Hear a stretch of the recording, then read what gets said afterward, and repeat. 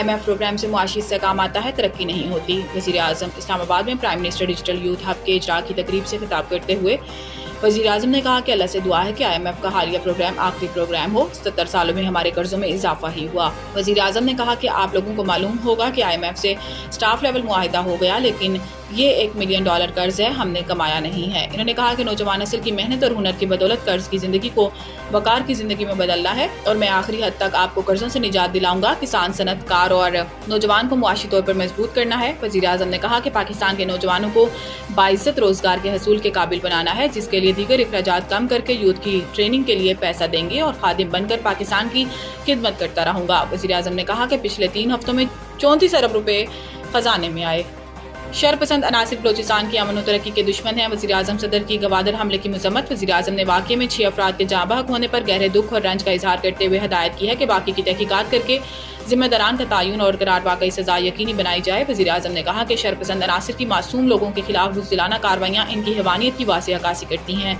शरपसंद अनासिर के मुल्क दुश्मन अज़ाइम को कभी कामयाब नहीं होने देंगे। वज़ीर-ए-आज़म ने कहा कि मुझ समेत पूरी कौम को अपनी सिक्योरिटी फोर्सेज और कानून नाफिज करने वाले इदारों पर फख्र है। सदर मुमलिकत आसिफ अली ज़रदारी ने मुसल्लह अफराद की फायरिंग की मजम्मत करते हुए दहशतगर्द हमले में कीमती जानी नुकसान पर इजहार अफसोस किया। आसिफ अली ज़रदारी ने कहा कि दहशतगर्द मुल्क की तरक्की और सूबे की खुशहाली के दुश्मन है। दहशतगर्द बलोचिस्तान को तरक्की करता नहीं देखना चाहते। सदर मुमलिकत ने हमले में जख्मी अफराद की जल्द सेहतयाबी, जाँ बहक अफराद की बुलंदी दर्जात और अहल खाना के सब्र जमील की दुआ की।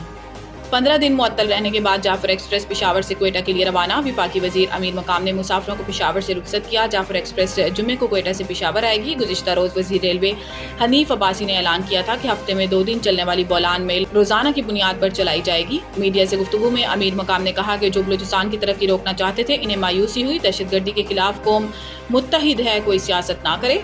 मखसूस जमात नफरत और शरंगेजी का मुजाहरा कर रही है। याद रहे कि 2 हफ्ते कबल बलूचिस्तान के इलाके बोलान में दहशतगर्दों ने जाफर एक्सप्रेस पर हमला करके खवातीन और बच्चों समेत तमाम मुसाफिरों को यरगमाल बना लिया था और फायरिंग करके 18 फौजियों समेत 26 अफराद को शहीद कर दिया था।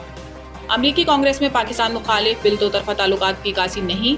तर्जुमान दफ्तर खारजा अमरीका में पाकिस्तान के खिलाफ पेश होने वाला बिल पर रद्द अमल का इजहार करते हुए तर्जुमान दफ्तर खारजा शफकत अली खान का कहना था कि हम अमेरिका में पेश किए गए बिल से आगाह हैं। ये एक फर्द की जानिब से उठाया गया इकदाम है। ये बिल पाकिस्तान और अमरीका के 2 तरफा ताल्लुकात की अक्कासी नहीं है। उम्मीद करते हैं कि अमरीकी कांग्रेस दोनों ममालिक के अच्छे ताल्लुकात के लिए इकदाम करेगी। इन्होंने कहा कि पाकिस्तान की कमर्शियल कंपनियों पर अमरीका की जानिब से लगाई गई पाबंदियां एक तरफा हैं। ये पाबंदियां सबूतों के बगैर लगाई गई हैं।